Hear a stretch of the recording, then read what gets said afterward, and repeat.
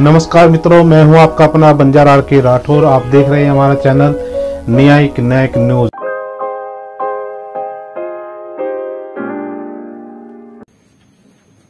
सबसे पहली बात तो 1871 का क्रिमिनल ट्राइब, यही सबसे बड़ा ये है।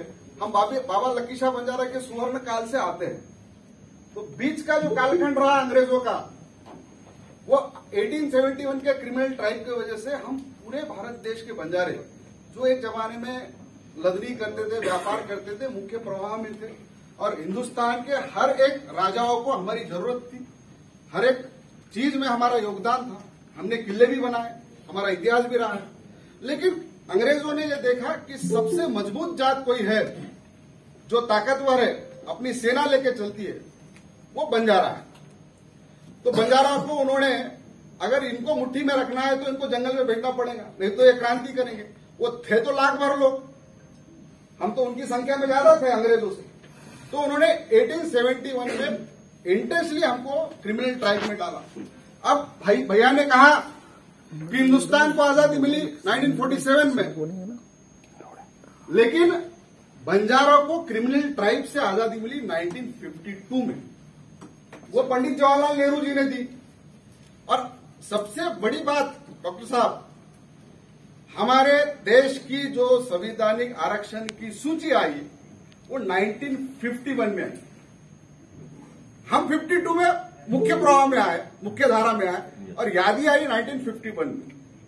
अब नायक जी ने बहुत अच्छी बात कही कि डॉक्टर बाबा साहेब अम्बेडकर ने जो आरक्षण की नीति बनाई, जो आरक्षण का जो ये लिया, सार लिया, वो 1931 के सेंसेक्स से लिया, जो अंग्रेजों ने बनाई। उसकी यादी प्रकाशित हुई 1936 में, जो मेरे पास है।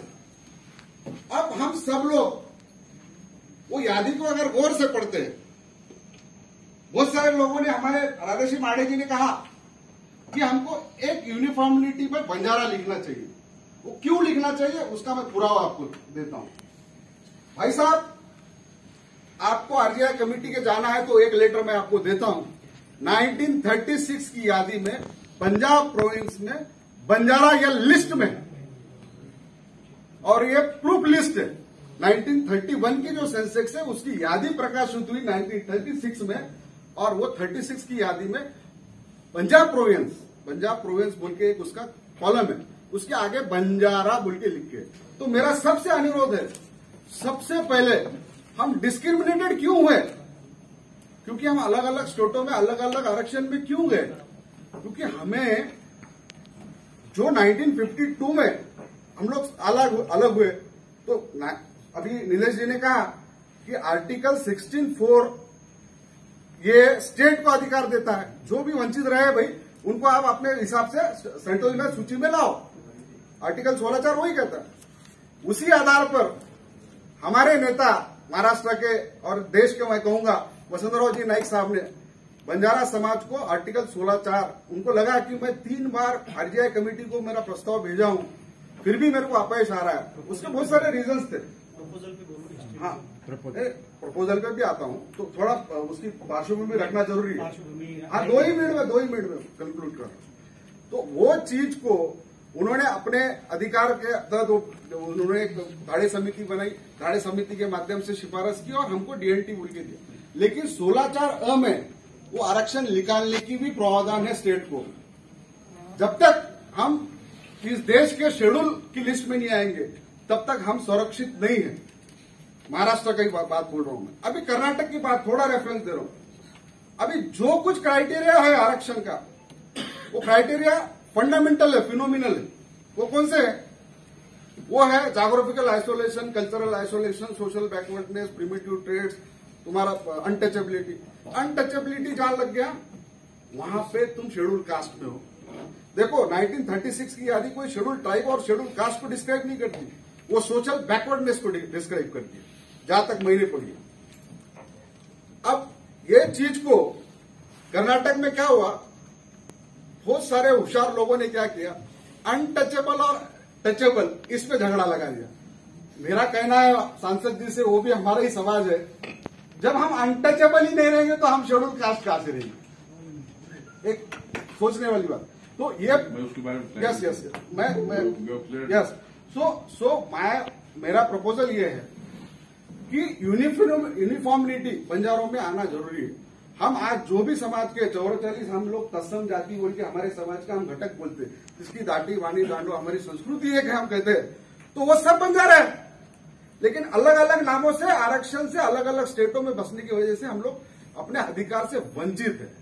और ये इतनी बड़ी तादाद है साहब कि लोग कहते हैं अगर सेंसेक्स होगा और बंजारों को इकट्ठा अगर गिना जाए ना, हम 20 करोड़ के पार है। तो हम इस देश की सत्ता बदलने की ताकत रखते हैं साहब। हमको विभाजन इसलिए किया गया है, प्रपोजल पे बोलो 2 मिनट है, 1 ही मिनट। हाँ, हमको विभाजन इसलिए किया गया है कि इस देश में हम सत्ता में ना आ सके, हमारी ताकत न रहे। तो ये बहुत बड़ी ताकत अगर हम पूरे हिंदुस्तान के बंजारे जो अलग अलग नाम में सिनोनिम्स में बढ़ गए, वो हम अपने आकाश जादव बंजारा, आकाश जादव राजेश राठौड़ बंजारा, ये यूनिफॉर्मिटी पे काम होना जरूरी है। और दूसरी बात, कोई भी चीज हमें माध्यम तो पता है कि स्टेट गवर्नमेंट से आरजीआई कमेटी को रिकमेंड होता है, फिर सेंट्रल पार्लियामेंट में होता है, ये तो प्रोसेस है आज के तारीख में, वो करना ही पड़ेगा। लेकिन कोई भी व्यवस्था साहब, हमारे सांसद जी है, हमारे विधायक जी है, पूर्व सांसद रहे, ये तो अपनी अपनी बात रखते ही है। वसंतराव नाईक जी ने तो 3 बार कमेटी में रखा, आरजीआई कमेटी में 3 बार रखा।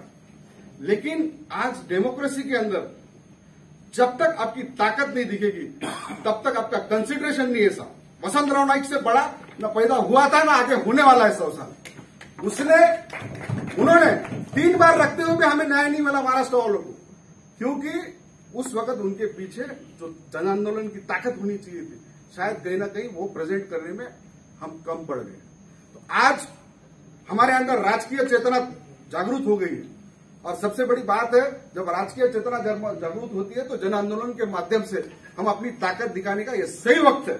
और मैं ये बात क्यों बोल रहा हूं, आज इस देश में सबसे बड़ी पार्लियामेंट में मेजोरिटी वाली सरकार है, जो यूनिफॉर्म सिविल कोड की बात करती है, जो 370 धारा को हटाने की बात करती है, वो नेतृत्व और ये मेजोरिटी हमें हमारा अधिकार दे सकती है। उमेश यादव जी, आज वो वक्त है, आज ही हम वो पा सकते हैं। इसके बाद की जो भी सरकार बनेगी, मैं सेफोलॉजिस्ट भी हूं, कम से कम 20 साल मिलीजुली सरकार रहेगी। किसी के 50 एमपी रहेंगे, किसी के 10 एमपी रहेंगे, किसी के 40 रहेंगे। कोई इकट्ठा निर्णय लेने की ताकत नहीं रख सकती। और बंजारा को न्याय आज नहीं मिला तो कभी नहीं मिलेगा। और मैं आप सभी के माध्यम से मैं एक सुझाव रखना चाहूंगा कि हमारा राजकीय अधिष्ठान वसंतराव जी नाईक है, पूरे हिंदुस्तान का राजकीय अधिष्ठान वसंतराव नाईक जी है। और हमारा जो धरोहर है वो बाबा लकीशा बंजारा है। तो हम क्यों ना आने वाले समय में पूरे देश के बंजारों को गौली से दिल्ली ऐसा लॉन्ग मार्च निकाले कि ये सरकार हमारी जो मांग है उसको तुरंत पूरा करने का हमको ये प्रस्ताव रखते हुए मैं अपने 2 शब्द खत्म करता हूं।